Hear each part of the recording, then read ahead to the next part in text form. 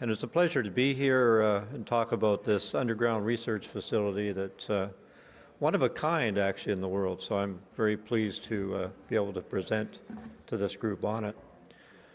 And so we go through the standard AIA information on the presentation, copyright materials, and really the presentation is going to cover the requirements for a specialized research facility, sort of from design through construction through setup and operations of the facility, and explore how we dealt with the challenges of building a structure 6,800 feet underground. And there's a number of takeaways from this. And so I'm going to talk a little bit first about the Sudbury neutrino detector, which was the start of the project, and then we're going to talk about Snow Lab, which is the facility that I was involved with in terms of design, construction, and operations. There's also a surface facility that was part of that project, and that's supported the research activities by preparing materials on the surface to go underground for the research, the challenges, some creative solutions, and a little bit about the future of research. So first of all, the Sudbury neutrino detector, which was and I'm going to talk a little bit about it, was a university group that got together and put together a proposal to the government of Canada about to explore the nature of neutrinos, solar neutrinos, and the almost massless particles that travel through us continuously. Needed a lab of significant depth so that they could take out the background radiation, and hard rock of the mine was perfect. And so they found a location 6,800 feet underground to locate this facility in an active nickel mine in Sudbury, Ontario. So the first phase of the project was overseen by Queen's University in Canada, and the lead researcher was the person that oversaw the project. So they went to the government for a request of funding to build this detector of $30 million. It was managed by the research group at the university, and when they finished the project, it was $100 million. So the government was happy but not happy. You know, it's good news, bad news. Good news it's done, bad news it cost the government $100 million. And it occupied about 11,000 square feet of space with some control rooms and utility spaces around the detector. So the detector was really built in a large cavity underground. It's like building a cavity 9 stories tall and about 5 stories wide underground at 6,800 feet. So there's a lot that goes into that. Cavity was sealed with a membrane to make it watertight, and then a 12-meter acrylic vessel was suspended in the cavity. So this acrylic vessel was 2-inch acrylic that was actually glued together underground to create this round vessel. And then that vessel was filled with heavy water. It was valued at $300 million worth of heavy water was placed in the vessel, and surrounding the vessel was ultra-clean water to take out any background radiation. The vessel was filled with 1,000 tons of heavy water. So they actually acquired this water from Atomic Energy Canada, and the deal was they could use the water, but they had to return every drop. Anything that went missing in the process would have to be paid for at that rate of $350 million for the 1,000 tons. And again, it was surrounded by 10,000 powerful photo detectors. So what they were hoping to do is have some neutrinos come in, hit some mass, and then give off some energy, and the photo detectors would detect that energy. This gives you a sense of how far down it is. Let's see. So here is the location of the research facility, and it was located away from the active mining. So the mine agreed that they could locate in this area because there was no known nickel deposits in that area, and they would be far enough away. They had to create their own drift to get over there, though.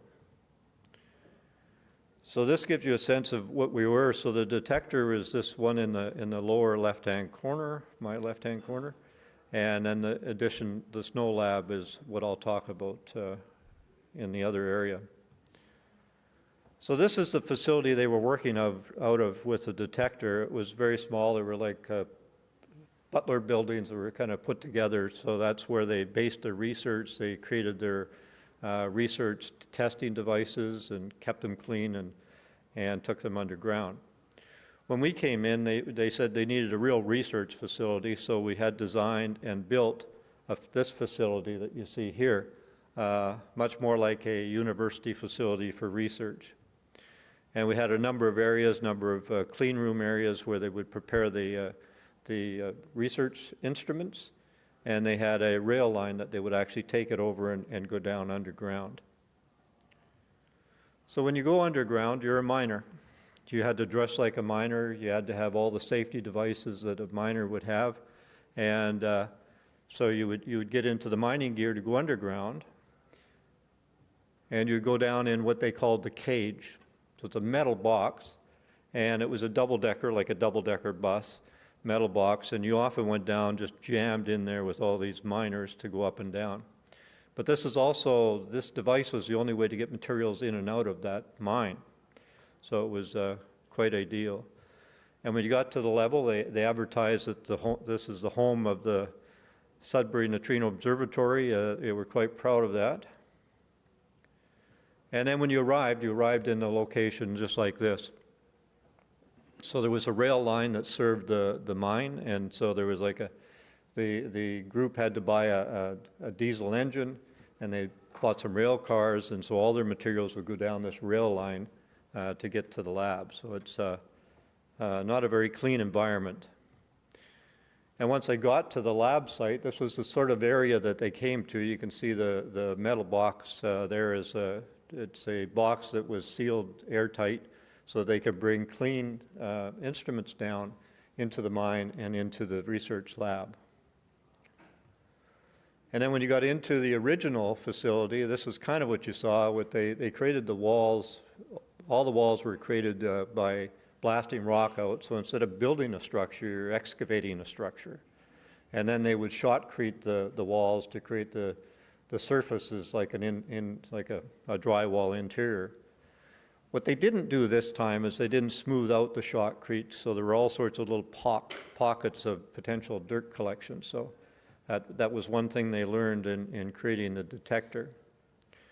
And then when you got inside the lab, this is the way it looked for the detector. Is very cluttered, clean in a way, but there's pipes and wires everywhere, and it looked a little rustic. And air handling units were just the standard air handling units that were galvanized metal. Very noisy. They weren't properly insulated, and the lab, when you're down there, was very noisy. This gives you a sense of that 9-story building by 60-foot wide cavity and the actual sphere inside of it that they had the heavy water in. And this is when it was actually being built. They took a picture from within the cavity of the sphere with all the photo detectors around it. And if you had to do something inside the sphere, you could actually send somebody down. And then they had these remote control submarine things that they could drive around in there to get to a detector and remove it and replace it if they had to. And this gives you a sense of the detectors that they had installed on around the acrylic vessel. So now we get to the snow lab expansion. So that gives you the sense of the world that I stepped into when I was given this project. And the one thing that I will say is that, remember, we went from 30 million to 100 million? Well, the federal government came along and said, we're going to give you 49 million to create a 30,000 square foot facility around the detector, but that's it. If you spend a nickel over that, that comes out of the university that got the grant, which was Carleton University, the one I worked for. So my boss calls me in and he says, Darryl, you're going to oversee this project and you cannot go over budget. You cannot go over budget. And so it became quite a challenge. So it's constructing a building inside an active mine. rock temperature is 42 degrees C. So what is that in Fahrenheit? Like 108 degrees. So that environment down there is 108 degrees all the time. Facility needed to be a clean lab in an active nickel mine. Delivery of materials were a bit of a challenge. I talked about that metal box that goes up and down as an elevator, and continued operation of the snow detectors. So we had to work around that high-quality research facility called the detector. And then we had to operate the facility. The end result had to operate in an active nickel mine with that fixed funding, as I said. So this is a layout that we came up with, which is a number of drifts that we called ladder labs. So there are small lab areas that could facilitate smaller research projects. Then we had two large facilities designed, the cube, which was a 50-foot by 50-foot by 50-foot cube research area, and then the cylinder one, which was a 50-foot diameter cylinder research area for different types of projects. So what we had to do to start creating these spaces is you drill and blast, remove rock. And the interesting part of it was, and it gives you a sense of what had to be done. So you remove the rock, and then you had to secure it with rock bolts, and then you had to put this wire mesh, this metal mesh around there to hold the shotcrete to create that interior surface. So it was quite a process to do that. And it gives a sense, and this is all very dirty, right? And so we're doing all this right outside that clean area, which was the snow detector, and trying to make sure that it continued to operate.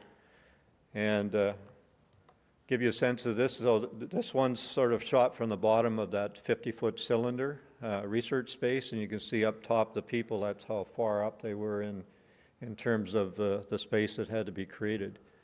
And here, what you did is you set your cylinder, and you drilled a hole down through it to get rid of the rock, and you had a hole at the bottom.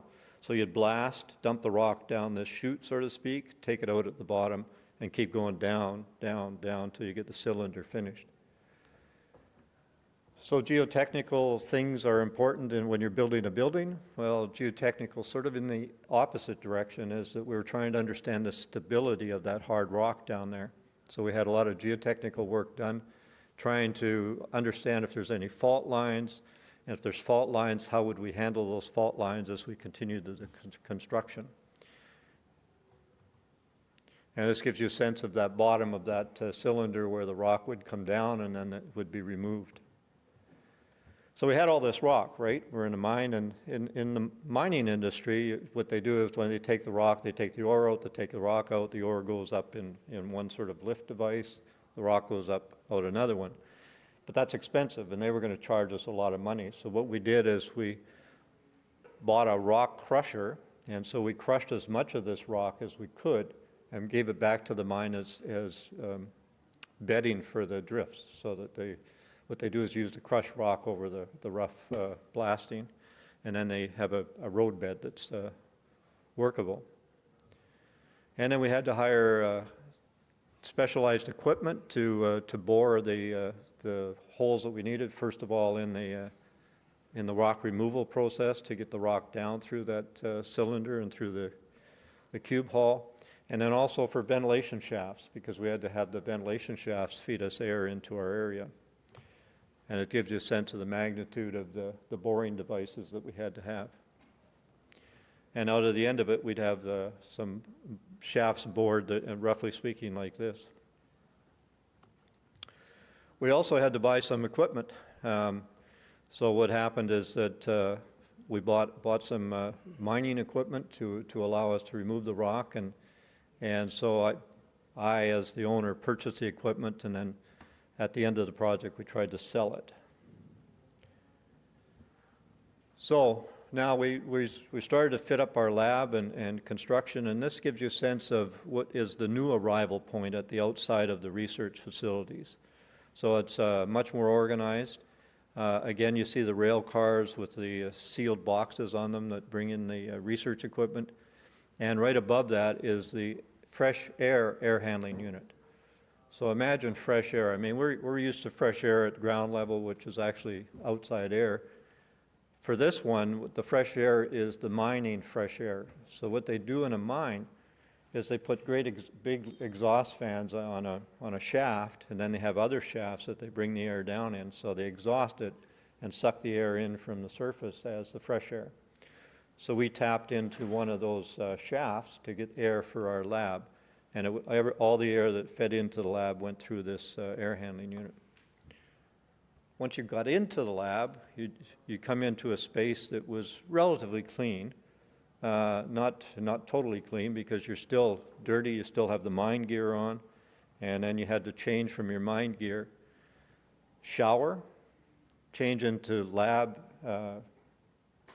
clothing, and then you could go into the clean area of the lab. Everybody coming in had to have a shower and change clothing. So if you remember back to that picture I showed a while back of the finish in the original lab, this is sort of really the difference. So they didn't try to smooth out that shotcrete. In this case, we've hired in some people. It's actually a group of individuals that they do the concrete finishing for bobsleds runs and everything. So that's the quality of the people we brought in to smooth out that shotcrete so we'd have smooth, easy to clean surfaces for the clean lab. This gives you a sense of this is actually the cube hall, that 50 foot by 50 foot by 50 foot high hall. And we had to create an access point to get in there. So we created this stair system to get people up and down. And we also had to prepare a number of points in the lab where you could attach things to lift and move things around. So we had major rock bolting to get these lifting points established. I talked a little bit about the finish on the shotcrete, and so this is a sense of how you do the shotcrete. So you have this concrete mix that comes into this blending device, and it blends with water, and then they spray it on the walls, and then our finishing trade comes in, and they finish that shotcrete and smooth it all out. Now it was interesting because when you're in the mine, and this is sort of open, active area of the mine at the time, there's stringent rules around wearing your gear at all times, but it's so hot. We hadn't air conditioned the space yet, so there's a lot of hot rock that they're dealing with, and these individuals were often you have to remind them that they have to have their gear on, their hard hats, and all their safety equipment. Then the whole space had to be painted. So imagine 50 foot by 50 foot by 50 foot high with a concave ceiling. So we had to have lift devices in there and had was actually our staff from the snow lab group that actually painted all these areas within the lab. And again, we're getting back to the 50 foot by 50 foot. We had like a staging area feeding into that lab space. So at the top level, and we had a crane that you could run over and lift and place equipment and devices in the lab. And this is sort of the setting up of the ductwork in the space. So it's very complex because we have these air handling units, and then we have a lot of ductwork trying to get certain amounts of air to the various areas of the larger lab. Our researchers came up and did this. This is they used some graphical tools and came up with what they thought the design would look like and to make it work and everything. So they did this, and turns out it didn't really end up being like that. But again, you see that underground, like you can't just move anything, so you've got to fit some things in to where they can go, and this is an example of an air handling unit, the fresh air intake one, sort of happened to be jammed into a space that was a little bit tight for it in the outer area. And this gives you a sense of the ductwork that had to, the large one there is the fresh air feed into the facility, and then the other two are exhaust out of the facility down into the drift in the open area of the mine. And then that fresh air intake that I talked about ran down the drift to that location where the mine fresh air was coming in. So then we started to fit up for services. So we created a structural system that would hold the cabling and the ductwork and all the things that we needed, the chill water lines that we needed in some cases to fit the research. And we built this structure inside, and it worked for us because it was something we could build in the sort of the nuances of the finish of the wall. You know, it wasn't a drywall finish that had little bulges and areas of where it came in. So this is a picture of that cube hall. This was a kind of a celebration shot where we had all our staff at the bottom of it against the stairway. It was quite a stairway to go up and down, I can tell you that. And again, this is that rail system that we had for the crane to lift, and then we had all these lifting points that we could hook on to stabilize any of the equipment that we had in the lab.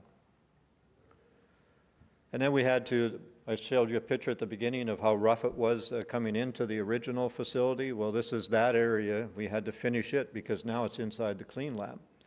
So you had to sort of work behind all the existing services, redo the shotcrete, and then get all the surfaces finished, painted, and cleaned. And so this is the end result of all that work. So from outside in a dirty mine to a very clean area inside the lab. And then this is the area that's just outside the lab, which is a lot cleaner than it was before. And then you see this green thing there. So that's the toilet waste collection. So the old way it was done is that they had to actually put all the toilet waste into here, and then they had to take it up to the surface in the elevator. So you're 6,800 feet underground. You know, the air pressure is quite heavy. It's higher air pressure than above.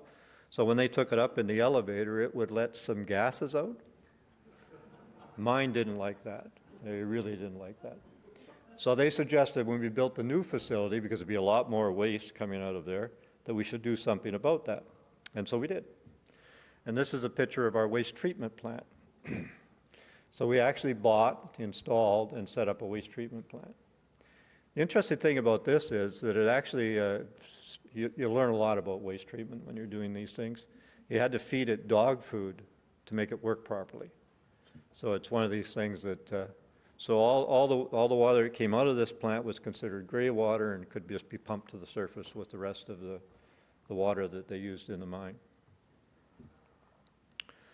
And I showed you a picture of the air handling unit, the galvanized one.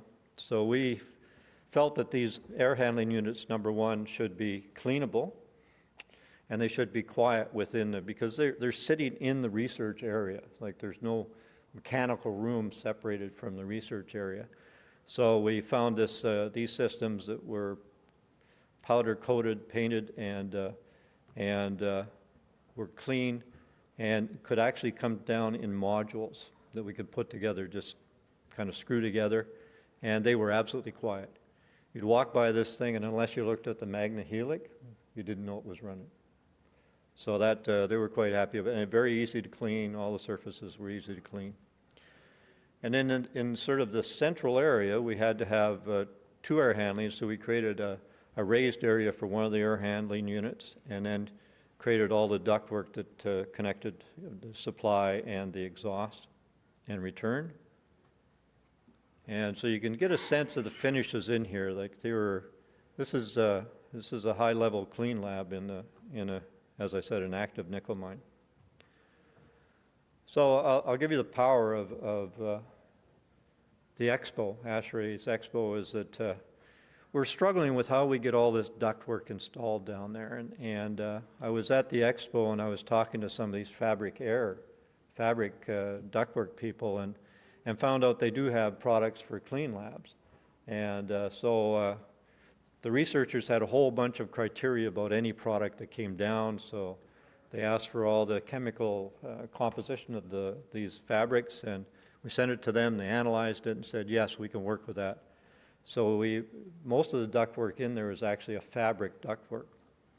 And even in the cube hall, so we have the large duct coming down and then 2 side ducts to distribute the air more evenly. They were perfect. They could run them, and then when they were ready to go to clean lab, they'd take them off, send them up to the surface, have them laundered, bring them back down in a sealed unit, put them back up.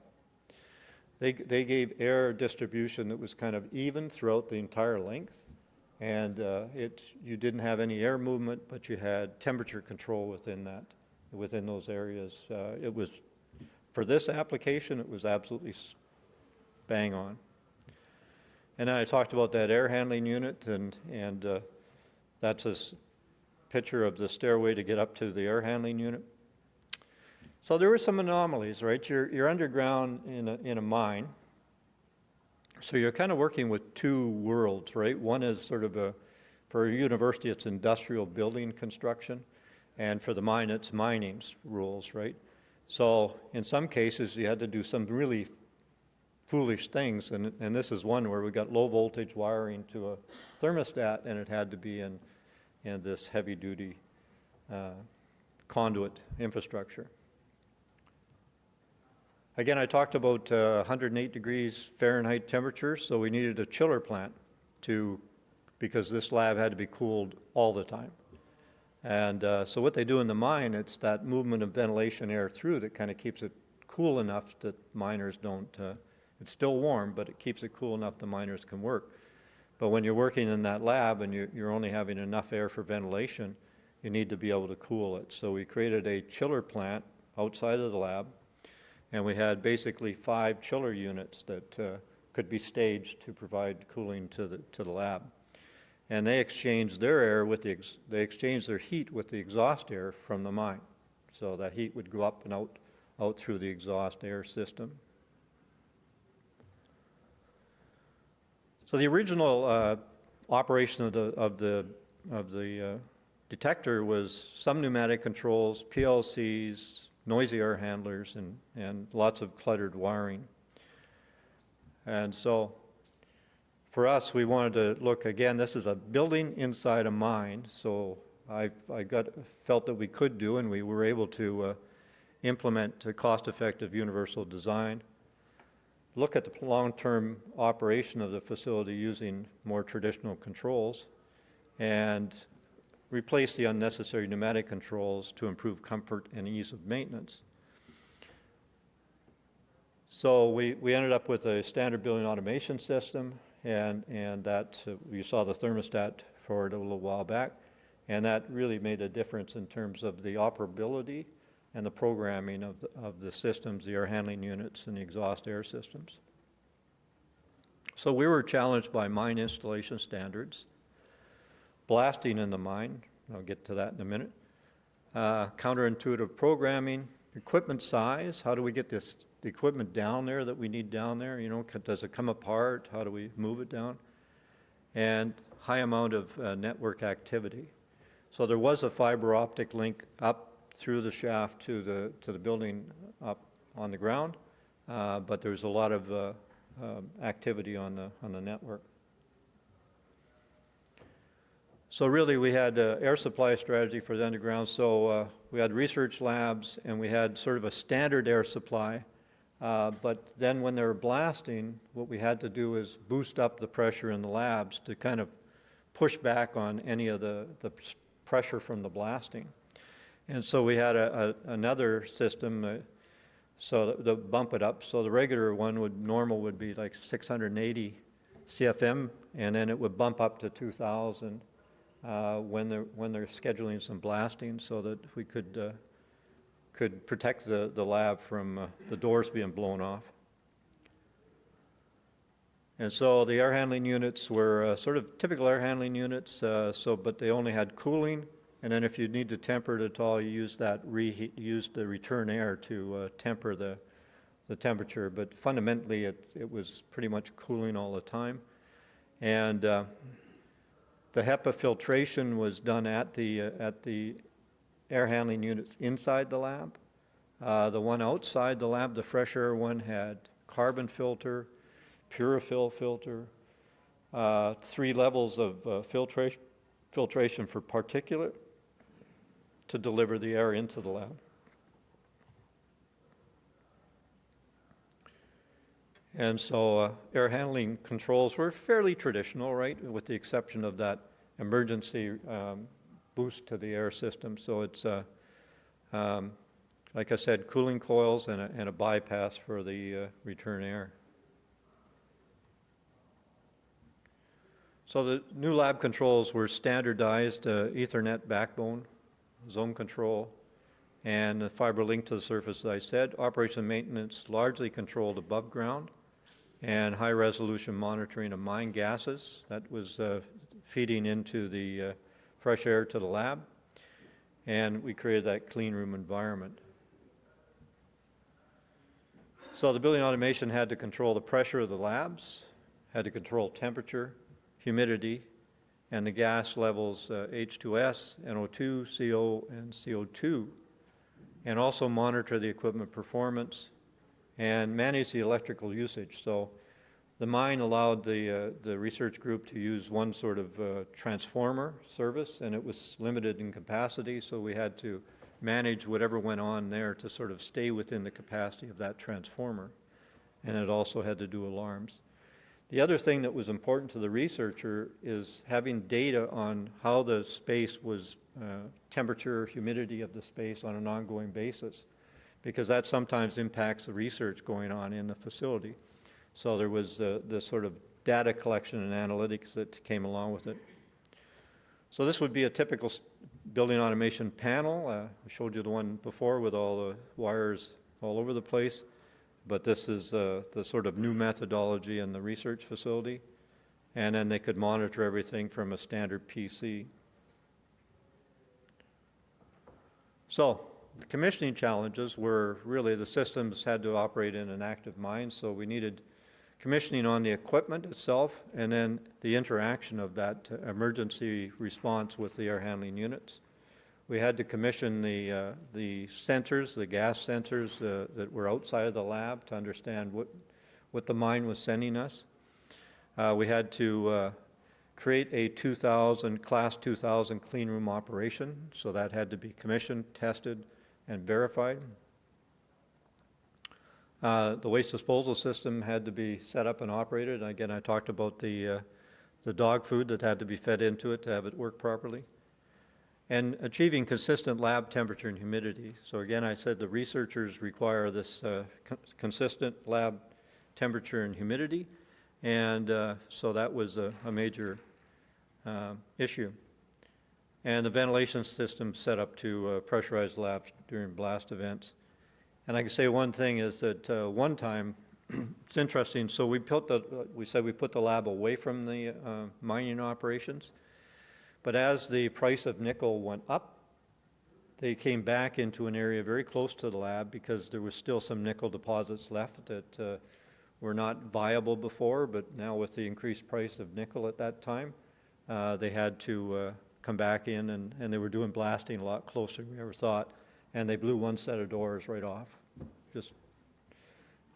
The system wasn't quite set up for that close of blasting. So finished product, system of state of art, finished within the budget. So what we did originally, we designed the facility for pretty much servicing every lab. And as the first tender we opened was for the excavation, the removal of rock to create the space. It was double the estimate. And that happened because mining, all of a sudden, the copper, nickel went up in price, so the mines were taking all the staff that we would normally have to excavate our space. So we had to then go back to the design and pare it back so that we would have the services available to fit up the labs, but not within the labs. And they felt that could be funded by the research that was approved. And the facility needs to be maintained by the scientists underground. It's a big deal to bring somebody in underground to do anything, and needs to meet the unique applications. So I've got a few pictures of this finished project here, so we'll just give you a sense of again, remember, this is in an active nickel mine. This is all the spaces in which they were working. I'm going to say one other thing about, to see the lights there. I find that electrical engineers are they put in more lighting than you need. They say, well, this is, it's going to deteriorate, it's going to get dirty. This is a clean lab. Back off.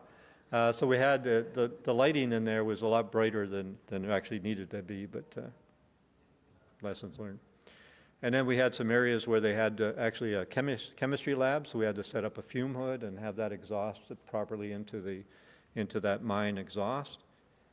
And they had to have a space for a lunchroom. And if there's a mine event, so there's an emergency in the mine, the strategy is you stay in place. And so if they need to, it'll be an all clear or they'll come and rescue you.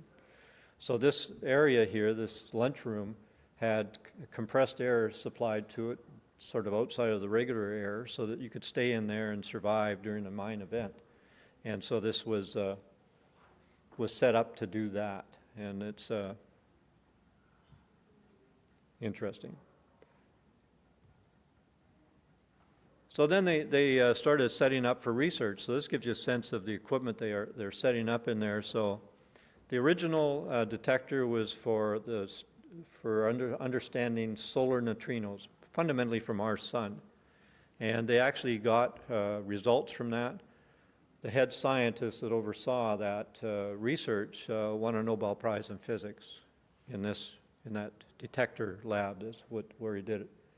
And so now they're looking at neutrinos from other solar systems. They're studying dark matter in the universe. They have a setup that's supposed to capture the next supernova. So they want to get some information out of a supernova. It might be next 100 years, I don't know. But this is the type of research that's going there.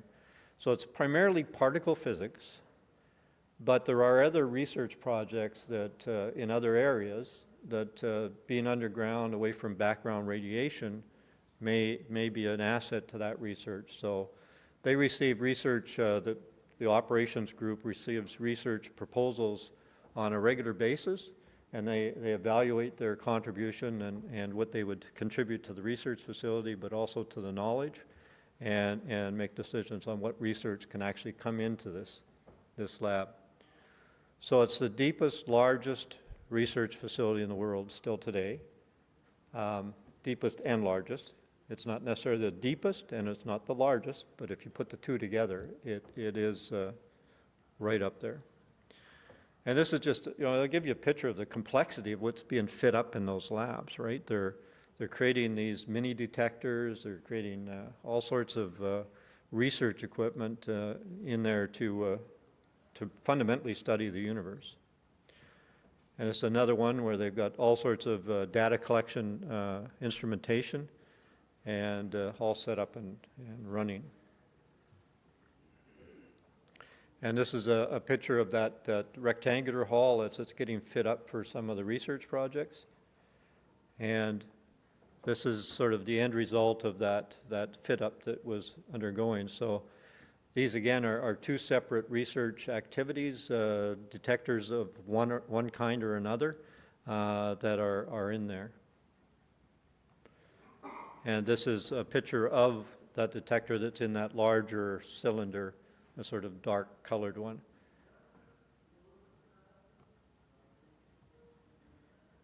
And then this is the information that's coming out of that, the original detector, the snow detector, and so it's continuing to do that research. The heavy water went back, and they managed to return it all.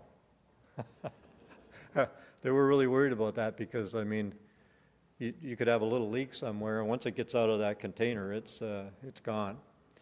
So they were quite happy to return all that heavy water. So now they're using other fluids in there to look at. One of them's sort of a soap type fluid that they're hoping will give them different results. So the interesting thing about this is that what we did is that when I went up there, one of the first things I did with the research group is I said to them, you guys are the experts.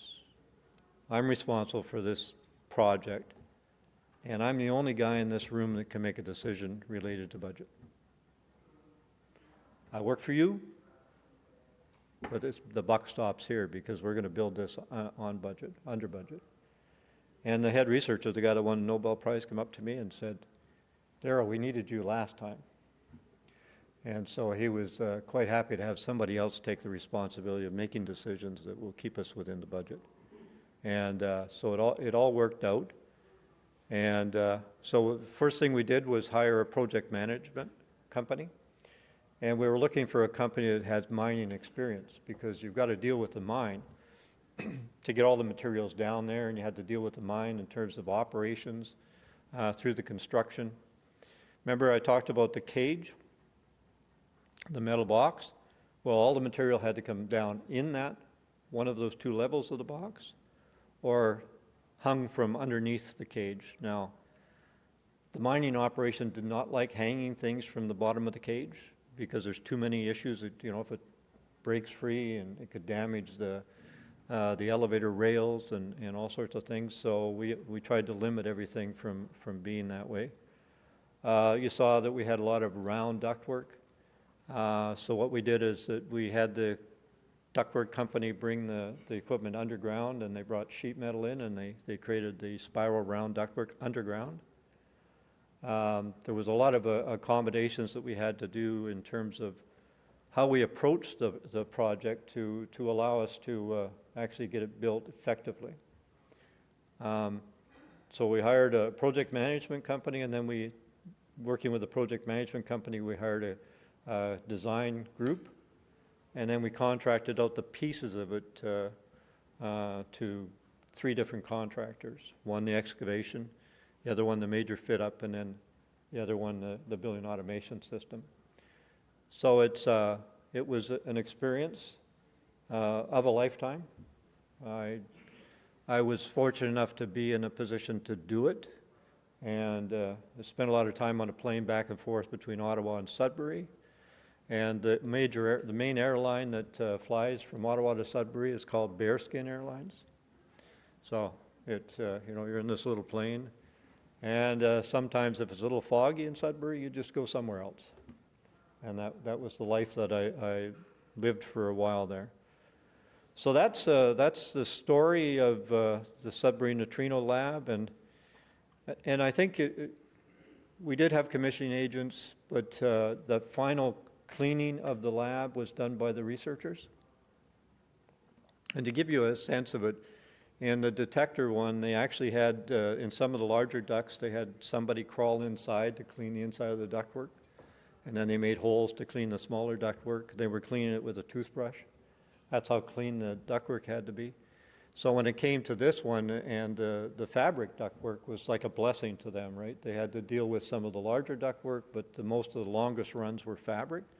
And so it made it a lot easier for them. And then if they want they feel that there might be some dirt in them, they can just take them off again and send them up top and get them laundered again. So these are some critical aspects of the facility. So they have some problems now. SO2. And it does not, their circuit boards do not like SO2. And so I showed you those chillers outside, and it's just consuming those circuit boards for those chillers. And the problem is when they get the new circuit board in, it's got to be fully set up again, right? It's not preset to anything near what they need. So they're starting to think about building sort of a solution to that and creating their own sort of control methods for those chiller units. So that's an issue. I mentioned data, that they really need to know how the systems are maintaining the room temperature and humidity. And when we bought the building automation system, it had a historian feature to it that collected the data and did graphics on it, on the temperature and humidity of the rooms. And that system got replaced by another system, and it doesn't work so well for them. So right now I'm working with them to find a way that data can be converted into a more usable methodology for them to continue to monitor their space and understand any variations that might impact their research. Those are the main things, and it's still a challenge to get underground. You know, you got to dress up like a miner and walk 2 kilometers. It's 2 kilometers from where the elevator drops you off and the entry to the clean lab. And the mine is a wet, humid, hot environment. So it's been a challenge for, it was a challenge for the construction, and it continues to be a challenge on the ongoing operation. So that's the story of Snow Lab, and I'd be happy to answer any questions that you might have. Yes? Did you make it under budget? Yep, under budget. I had to. I'd be shot. The cage is about 18 feet by 9 feet by 10. No, 15. And there was 2 of them. But that's not big when you're trying to build a research. Well, you saw the size of some of those steel pieces. We had some steel that we put in some of the areas had to actually come down under the cage. They sling it underneath. Yes. Was there any major lessons learned? Yeah, I think the major lesson learned, I talked about the SO2, is that really how could you approach the control systems that would be less susceptible to SO2, right? In the lab, we're okay, pretty much, because we have carbon and then we have pyrophil filters, so it takes most of the gases out. Some get through, but most of it comes out, but that's the major lesson learned. Well, that finishing of the shotcrete was, I mean, the researchers were like over the top over that because they really couldn't decontaminate the old surface, right? It had these little pockets in it and get dirt in there, and it would actually, dirt would actually migrate from the rock through that old shotcrete. Yes? I was curious, the air-cooled condensers or the chillers, Yeah. since they were in that same exhaust stream you're talking about, having the heat, humidity, and gases, how have they stood up? Other than the controls, pretty good. Yeah, that's been the main flaw with that. And as I said, the researchers are, well, they're researchers, right? So electronics and all that stuff is their bread and butter. So they're saying they're going to develop a control that'll be less susceptible to SO2. And I said, well, just wait a bit. Let me work with some controls people. So the air-cooled condensers, what was the inlet temperature on the condensing part? Couldn't be 108. Oh, I know, because it was already, so it's in an area that has mine ventilation. So it would go up and down a little bit, but it would probably be around 80 in that area. And my next question is about safety. I mean, it seemed like a very the risks were to personnel. I mean, what was your protocol overall? Did you have accidents of any sort? We did not have any accidents, and of course, when you're working outside in the construction or outside the clean lab, it's mine rules, right? You had to have the area had to be ventilated with mine ventilation. You had to have a safety protocol. You had to have people checking up on you, and so it was as if we were mining. Yes. Did you have 2 sets of the fabric, so when one's longer, you still have ventilation, or how'd you handle that? We did not. Didn't mean that if that was a major issue, we couldn't purchase another one, because it was we could just order another set. But we only have 1 set, and the idea was that we thought that the major activity is going to be moving from construction environment to clean room environment, which we did. We sort of shut. Well, air was still moving, but it wasn't moving where we wanted it. And send it up. So they haven't had to do that again. Because it's pretty clean, right? Oh, yes. Maintains, changes filters. Is there facility personnel hand every day Yeah, it's one of those unique environments where the researchers, they have some sort of a handy person that will do that stuff, and they do it on the surface lab, and then they do it underground. Again, at the surface lab, everything that they have for control and monitoring underground is transferred up through that fiber optic connection so that they can monitor from above ground as well. And that's for the building, the facility operations and the research. So they can actually monitor the research. So they were staffing up to where they could have something like 25 people underground at sort of a maximum capacity. So the university still owns the land, right? So again, it's a consortium of universities that run it. And the lead university right now is Queen's University, so it's not Carleton. We came in, did our thing, and more or less got less involved. I'm still their contact person for operational issues. That I was just talking to him the other day, and so he had some things. I said, well, I'll work with you. Even though I don't work for the university anymore, I'll see what I can do to help you. It's just kind of, you get hooked on the special nature of the lab, and you just want it to be successful. My question what's the life of this lab? Do you think it'll be around for another 50, 100 years perhaps? Oh, I think it can be. I mean, it's depending on the amount of research funding that goes in. It's an expensive operation to run it, right? It's because you got, again, that research facility on the surface that's a 20,000 square foot building, and you got this 30,000 square foot underground lab. So it's not cheap. So it'll depend on continued research funding in that area. Any kind of catastrophic event that could happen with a rock caving in or anything, or is that pretty much not a concern?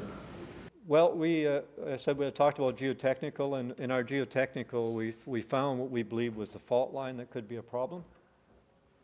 And so we were very cautious. We're excavating, and then we get to this area, and it should be here, and we're looking around. And there was just a different rock content just kind of in that area. It wasn't really a fault line. It was just a different rock content. So something could happen. You get seismic events on a regular basis, but a little rumble or something. So, the Earth is unpredictable at times, yes? Yes. I may have missed this in the beginning, but did you have to deal with humidity? And if so, how did you manage that? Yes. Equipment-wise. Humidity was a problem, but then that's why we have the chillers, is dehumidify and cool. So it happens partially at the fresh air that comes in, but again, that's not a large volume of air, but it happens at the individual air handling units that serve various areas. For example, we have an air handling unit that serves the cube hall, that 50 foot by 50 foot by 50 foot. We have another one that serves the cylinder hall. So humidity is managed that way, and it really hasn't been a problem. As I said, it's very hot and humid outside the lab, but inside the lab, they've been able to control that. Chilled water to condense out any humidity. Right, that's correct. Yes. What was the air change requirement down there? Was it different for the labs than outside? So fundamentally, what we were doing within the lab space is we were ventilating to ASHRAE requirements for ventilation for the people, right? So again, this maximum capacity of people was the number that we came to. And the rest of the air handling and maintaining the clean lab is about recirculating the air, treating the air, cooling it, filtering it to create that air movement and temperature control in the space. So again, quite reduced ventilation, but because of it required for the people. Yes. So the condensate that you extracted from the airstream, did you just re-evaporate that in the exhaust, or did you actually have to try to pump that up to, out or whatever kilometers? Well, it goes into the wastewater. Okay, and then you just. We embedded some floor drain type locations, and then it runs down and then into the sump and then gets pumped out with the sewage. Yes. So I don't know, I missed the first couple of minutes, I don't know if this was mentioned, but what was Why was this research facility needing to be so deep and obviously at such elevated costs because of some of that, so? Well, right, you may be aware that background radiation is, at the surface is huge, right? We got a radiation, gamma rays, all sorts of radiation rays. So what they did is they did a calculation, if you go through hard rock, will it take out, how much of that background radiation will it remove? And they came up with a number somewhere probably between 5,000 and 8,000 feet underground in this location. And then it was a matter of finding a location that the mine would agree on in terms of extending a drift to allow the lab to be built. And that was it all about. And the clean lab is mostly about getting the particles of dirt off you that have energy in them, right? So that background radiation travels down with the occupants as well. So that's all part of eliminating that. Yes. So did you guys do some initial investigation? Was there a way for you guys to quantify or actually measure the amount of radiation? They did. Yeah, they did. So they would go down, and before they built the drift, they would go down and measure, background radiation above ground, background radiation down there. So that was what they did to establish the site for the original detector. By the time we came along, that site was proven, so it was a matter of expanding. Yes? What was I missed the first part, well, you covered, so what was the timeline for this project from the initial blast to the occupants in the lab? Seems like it probably was a long time. 3 years. Oh, that's not what I expected. I was thinking like 7 or 8 years. No.